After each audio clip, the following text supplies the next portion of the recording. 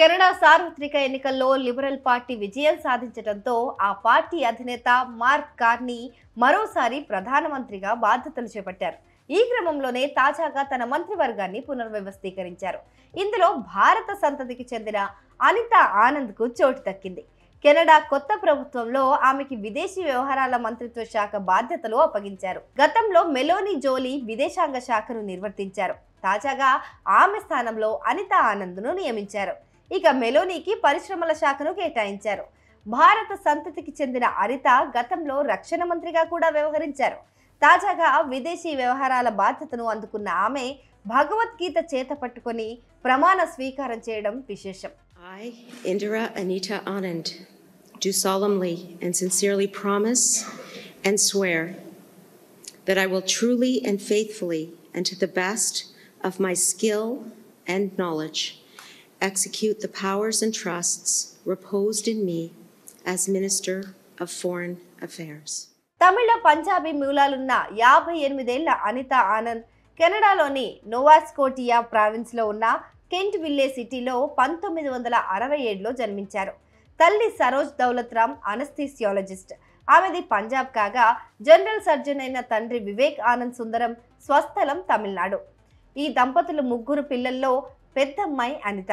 ఈమెకు 2 చెల్లెళ్లున్నారు, గీత, సోనియా. గీత టొరంటోలో లాయర్గా పనిచేస్తున్నారు. చిన్న చెల్లెలు సోనియా హోమిల్టన్లోని మెక్మాస్టర్ యూనివర్సిటీలో ఫిజిషియన్ రీసెర్చర్గా ఉన్నారు. ఇక అనితా ఆనంద్ తల్లిదండ్రులు మహాత్మా గాంధీ ఫాలోవర్లు.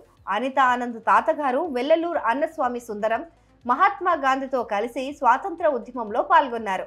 1960 ప్రారంభంలో అనితా ఆనంద్ తల్లిదండ్రులు నైజీరియాలో జీవించారు. అయితే అనిత తండ్రి వివేక్ ఆనంద్ అమెరికాకు కానీ కెనడాకు కానీ వలస వెళ్లాలని భావించి ఇన్వెస్టిగేషన్ మొదలుపెట్టారు. అలా కెనడాలోని నోవాస్కోటియా ప్రావిన్స్కు వెళ్లి రాజధాని హాలిఫాక్స్లో ల్యాండ్ అయ్యారు. ఒక కార్ అద్దెకు తీసుకొని అన్నాపోలిస్ వ్యాలీ మొత్తం గాలించి తన ఫ్యామిలీ కోసం ఒక రైట్ ప్లేస్ ని కనుగొన్నారు. అదే కెంట్ విల్లే టౌన్. అప్పటికి ఈ టౌన్ లో జనాభా 5000 మందే. ఇక్కడ 1967లో అనితా ఆనంద్ జన్మించారు.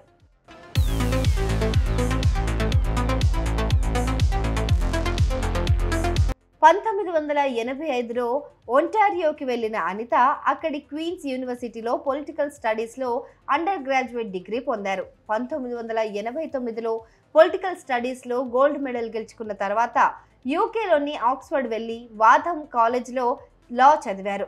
ఆక్స్ఫర్డ్లో లా పూర్తి చేసిన తర్వాత మళ్ళీ నోవాస్కోటియాకి చేరుకొని డల్హౌసీ యూనివర్సిటీ నుంచి కెనడియన్ లా డిగ్రీ పొందారు. కార్పొరేట్ లాయర్గా ప్రస్థానం ఆరంభించి పలు ప్రముఖ విశ్వవిద్యాలయాల్లో లా ప్రొఫెసర్గా, విజిటింగ్ లెక్చరర్గా, బోర్డు సభ్యురాలుగాను పనిచేశారు. ఆపై రాజకీయాల్లోనూ తనదైన ముద్ర వేశారు.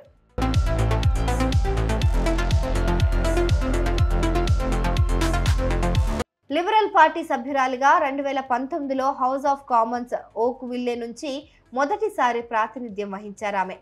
తొలిసారి ఎంపీ అయినప్పటికీ అప్పటి ప్రధాని జస్టిస్ ట్రూడో క్యాబినెట్లో చోటు దక్కించుకున్నారు. 2019 నుంచి 2021 వరకు పబ్లిక్ సర్వీసెస్ ప్రాసిక్యూట్మెంట్ మినిస్టర్గా పనిచేశారు.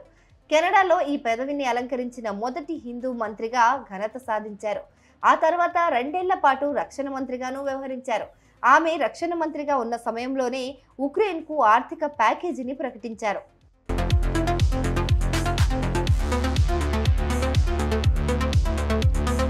సాయుధ దళాల్లో లైంగిక వేధింపుల్ని అరికట్టి కొత్త సంస్కరణలు తీసుకొచ్చిన ఘనత అనితా ఆనంద్ సొంతం.